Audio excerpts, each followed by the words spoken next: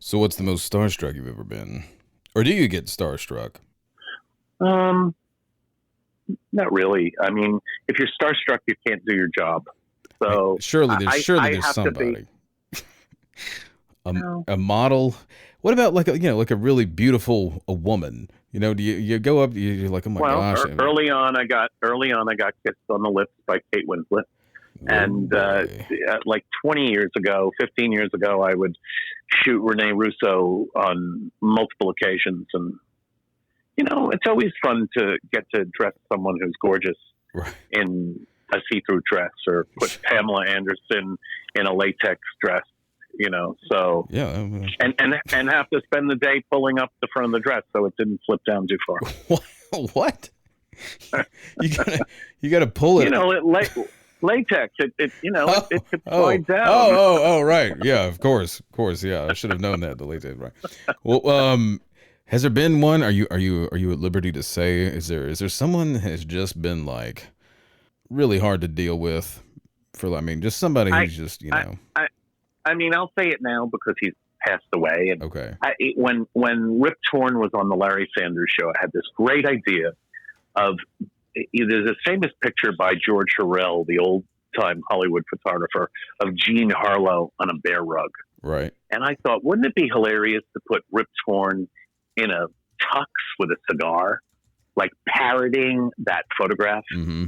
Like, ha ha ha, I'm king of the world with my big cigar. Right, right. And we talked about it for weeks, and we had it all done, and we had the props, and we set it all up. And he comes, and I'm on the set of the Larry Sanders Show, and he comes out, and he starts screaming at me, "You're making fun of me. I never agreed to do this." And of course, we had like 6 conversations about it. Right. "You're making fun of me. You're calling me a girl." I'm like, no, screaming so loud on set that I was almost in tears by the end of it. Yikes. And I'm like, what the hell was that? Producer comes over to me and just goes, "Don't take him serious. He does that once a day." Huh. I'm like, okay. All right. How cool is that? Great guy. Sure. I should have known. That was his the daily tantrum. Yeah. My bad. Yeah. You go through it. I mean, we did I was shooting an Entertainment Weekly cover of Barry Manilow, and I had the picture editor with me, and we're at a suite in the Regent's Hotel, or the Regency Hotel in New York, and I guess he walked in and told my assistant it wasn't a good day for photography today.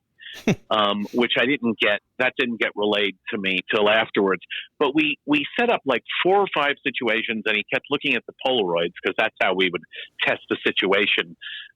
Before digital, you would shoot a Polaroid of the situation, and he hated all of them. And after 2.5 hours, he walked out saying the vibe wasn't right for taking his picture today. The vibe wasn't right. I mean, that crazy moments go on all the time with people who can afford to be crazy, right? Yeah. Who they, they're allowed to indulge themselves in themselves. Yeah, that's the kind of money I want. It's like the crazy, it's not a good day to take a picture kind of money. What about Kanye? Was Kanye cool? Here, look. I'll leave it at that. I'm going to leave it at that. I'll tell you that story when we're not on the air together. Another time. Okay. It was good. It was good right up until the end, baby. It was really good right up until the end. Until he wanted to pick the picture, the one picture I was going to send to the magazine. Not 4, not 20. The one. The one. The one I was allowed to send to the magazine. So it was great all day right up until then.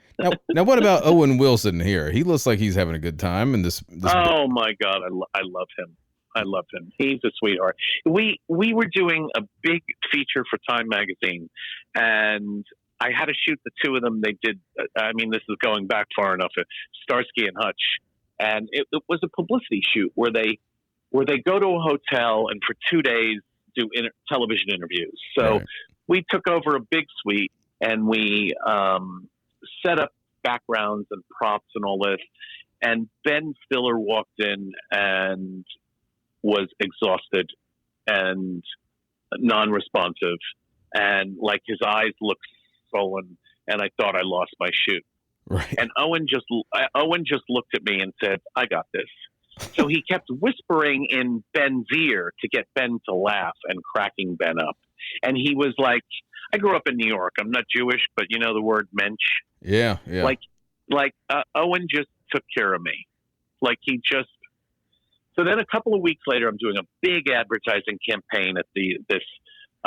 you've heard of the cosmetic line, probably Smashbox Studios, and they had a cosmetic line, and I'm in one of the studios, and he's shooting somewhere else, and it has a sign, Michael Grecco for whatever magazine or advertising client. And I go to the bathroom, and I come out. My client looks at me and just looks at me with like this dumbfounded look on his face and goes, Owen Wilson was just here looking for you. He wanted to say hello. What a guy. Now, I really had never really seen him, like we don't hang out socially or anything like that. Right. But he really is, he really is like one of the most down to earth, coolest, guys there is. Yeah. You just get that vibe from him. All right. Now here's one for you. Kind of the same realm a little bit. What about Will Ferrell? Now this is a guy who is laying on a bear for you here. Will is...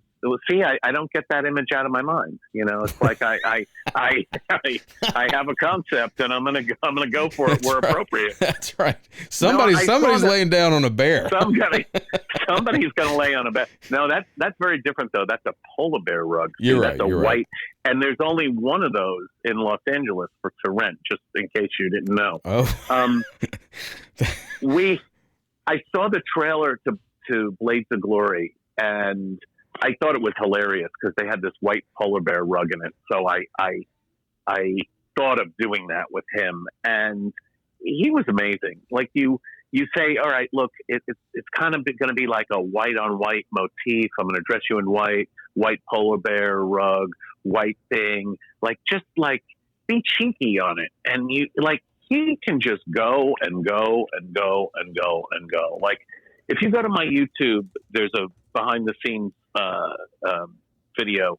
It's the channel is Michael Grecco, one word. There's a behind the scenes video of Will Ferrell from that Time magazine shoot, and he is just so professional and so intuitive. The thing about comics is sometimes if they come just from the writing side and not from the acting body language side, right? They sometimes don't get the physicality of a joke. Right. And I've had that happen with Ray Romano. I've had that happen with a couple of comedians that really write their material and do stand up, but don't get into the physical acting part of it as much. And they lay down jokes and they don't act with their body. He got it. He was just ridiculous in the best way. Yeah. The best way. Yeah. Looks like it here. Excuse me. Yeah. Sorry. What now is I'm looking at this Debbie Harry photo from back in the day. One of these almost Warhol-esque looking things. And is she topless here in this thing? Not me. Oh, that's not Debbie Harry. I think where are you looking? Maybe this is all right. Maybe this is an ad. It's on your Instagram account. I was thinking. Yeah. Okay. All right. So I was the executive producer. Okay. Is this documentary? Okay. That documentary Punk on Epic. I created that show originally, and I was the one of the executive producers on it. So I got you. Okay. That was the ad they used. So maybe this actually is this a Warhol? No, it's probably a Bob Gruen photograph of Debbie Harry. And when I was a kid, I was a huge fan. So if she was almost naked with me, then I would have been starstruck. I was wondering. I was wondering. I was like, well, this is intense. Well, I don't want to keep you forever. Let's see. Johnny Depp here. I think you did that. He's hugging a chair. Yep. Yep. That's a good looking. That's the best photo of Johnny Depp I've ever seen. That is the best Johnny Depp has ever looked in his life, and you just happen to be there. Now there's a funny story. There's a funny story of that. That was a Movie Line magazine cover, and the publicist, a lot of artists approve who's going to get to photograph them, and the publicist, the famous Pat Kingsley from PMK, she was one of the K was her, and we're in the studio and we're talking, and conversation came up about who was up for the job or something like that, and I think she made an off the cuff comment like she didn't even remember who Johnny picked, but we picked you. I'm like, okay, I feel right. I feel blessed. But we're waiting for him for like 2.5 hours, and he walks in, and my assistant went to get some alcohol to clean the plexiglass floor because we had to shoot him on white. And I guess I heard this afterwards, but he walks in and said something like, my assistant was walking out and saying, I'll get some alcohol, I'll be right back. He goes, give me a minute, I'll burp you up some vodka. Oh, so he told me he felt fluish, but I realized being like 3 hours late and still burping up vodka that it probably wasn't the flu that got him. Yeah, so. Yowzers. Jeez. Well, see, that's what's so great. I mean, you got a story about all these folks. That's something to envy right there, man. Oh man. I keep my fingers getting tired from scrolling. Sheesh. What about Donald Trump? Did you ever get close? Were there any Trump photos? No. Let's not go there. No. I didn't know. Back in the day, I didn't know. No. See. Well, you got you got Stormy Daniels. I shot Stormy. I did as we talked about. I did the Naked Ambition book and movie, and shot Stormy for both. She was interviewed for the movie, and she was photographed for the book. She was nice. It was good. Nice. Okay. Okay. Lastly, so this photo. So I've got a good friend who's a huge Chris Farley fan. Is this your work right here with him on the beach? Genius. Was a genius. That was the picture they used for his documentary, and that was his last photo shoot. I shot it for Bikini Magazine, which was like a very hip avant-garde magazine, but then it was used for the cover of Entertainment Weekly, and the guy was a genius. Like, you talk about someone who understands the physicality of being a comedic actor, like there was no one better. Funny, got it. Like, we had so many great situations. At one point, he had to hold a birthday cake because it was Bikini Magazine's 1-year anniversary, and he was flirting with his publicist, who was quite hot and in a short skirt. So I had the publicist just put her leg in the shot, just her leg, and he's holding the cake in one hand and her leg in the other. Like, he just went for it, and he was just amazing. This was his last photo shoot. Last photo shoot. Man, oh man. Yeah. And don't let the word out that I'm the kiss of death or anything like that. Right. Have there your audience, your wonderful audience can't spread that word that Michael Grecco photographs you. Have there been other last photo shoots you've done? Yeah. Well, the Kanye shoot was the last photo shoot of his mom. It was an ebony cover. Man. Yikes, man. There have been a few. Well, hey, I don't want to keep you, but this has been great. Tell folks, we got coming up. We got this book. Is it a done deal, or is it still in the works? We have a date.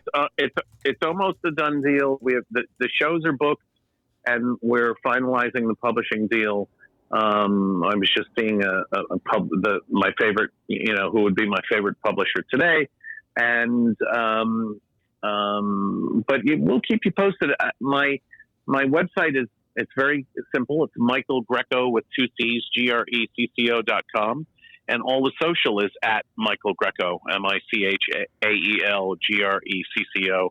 So my Instagram is there, my Twitter's there. Facebook, you can find me there also. I think it's Michael Grecco Photography, or Grecco Photography. It's a good name. It lends itself to just social media and celebrity. I like it. It sounds famous. Thank you. Sounds Thank good. you. Well, hey, thanks so much. Seriously, I really appreciate it. All right. Thank you so much. All right. Have a good one. Thank you. Thank your audience, and thank you. And it was a nice interview. Thank you. Take care, Jeremy. Bye.